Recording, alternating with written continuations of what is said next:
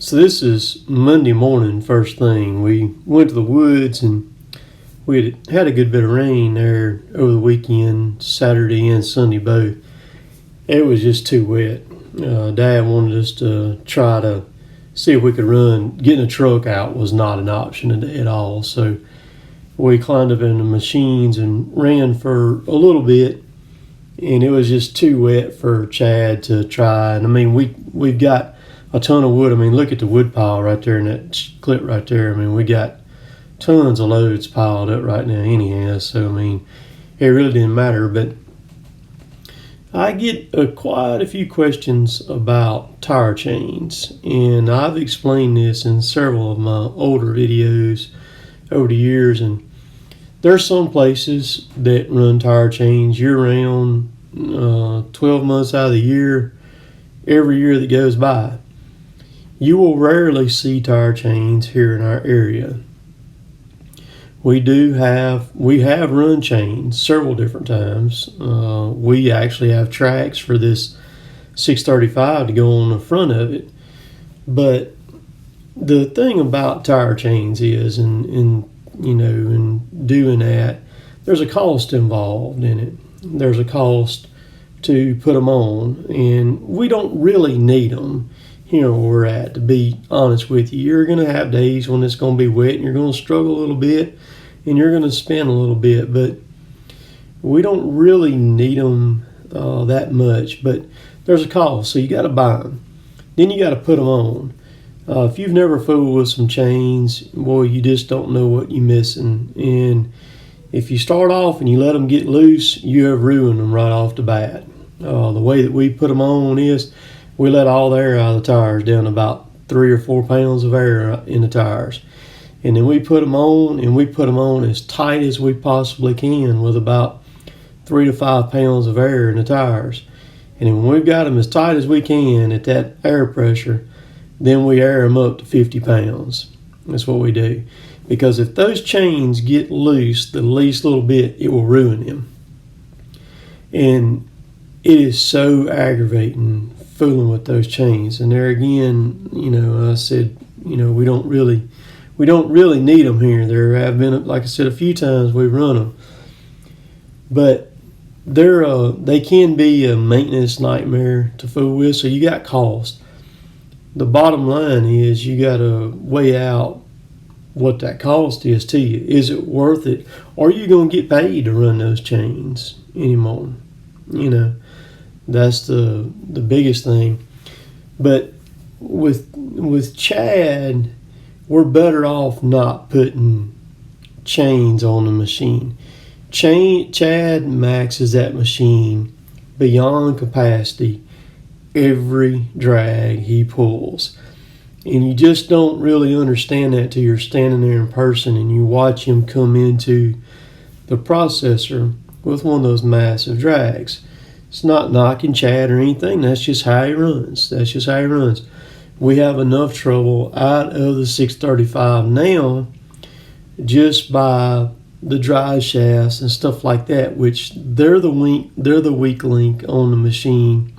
And that's a good thing, because you don't want to be stripping gears out, ring and pinion gears and stuff like that. It's a lot easier to replace the drive shaft than it is to start replacing gears back there in those bogies. And we just rebuilt those bogies where it would lock on a four-wheel drive. That machine currently has 10,000 hours on it.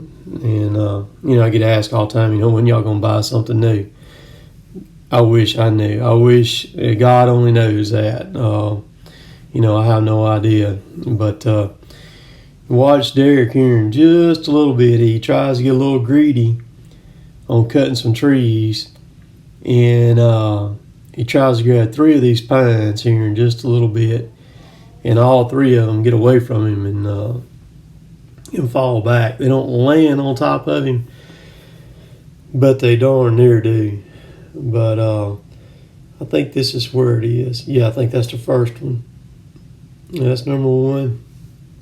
There's number 2. No, not right there. Sometimes you can get away and look up and grab that third one of that size right there, and sometimes you can. And I told him on the radio, I said, I got that all on video.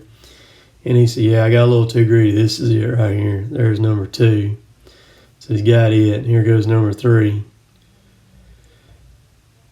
And he leans that head back. Here they come. Right out the clamps. And so he kind of turned and throwed them, or caught them where they wouldn't land right on top of him. Now he's got to fix it. If you make the mess, you clean it up. You know what I mean? So he's fixing to grab those 3 trees just like that right there. That's the beauty of that 340-degree rotate head on that machine there. You can reach around there and grab them, move them after they're on the ground. You know, no problem. So he's got all 3 of them right there, dragging them up the hill. Get them back in place.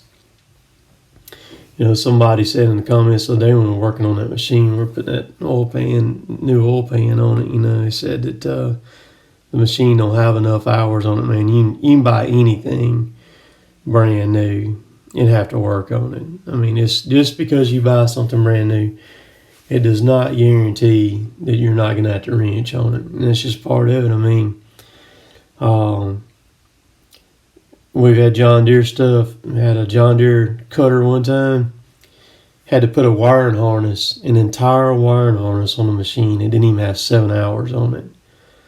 My John Deere track loader, we had to pull the engine out of it. It didn't even have 200 hours on it. We had to pull the engine out of that machine.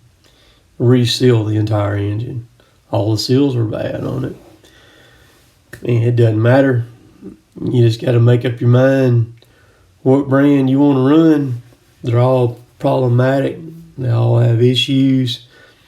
I think that the manufacturers now, I think they're all way ahead of themselves. I think they all need to just sit down and perfect something that works rather than constantly trying to beat each other's brains out with the better mousetrap, so to speak. If they just get something out there that worked, it'd be a lot better for everybody involved. And but they're in that rat race, man. Constantly trying to build the bigger, better mousetrap. But so I got the drone out this morning and flew it there and just caught a little footage with it. And I came back home, did a bunch of work here. I had a mini excavator job to do this evening. It ran on up into the night. Got it done. Got some pretty good footage with it. I was working in a parking lot, digging up a parking lot, doing some coal mix patches in there, which was something kind of new to me. But it turned out pretty good. So like I said, y'all be seeing some video coming up from that. So we'll be back in the woods tomorrow, which will be Tuesday, and we'll be back rocking and rolling again. And big congratulations to ROTOBEC, man. They hit 1,000 subscribers. We'll catch y'all later. Later, taters.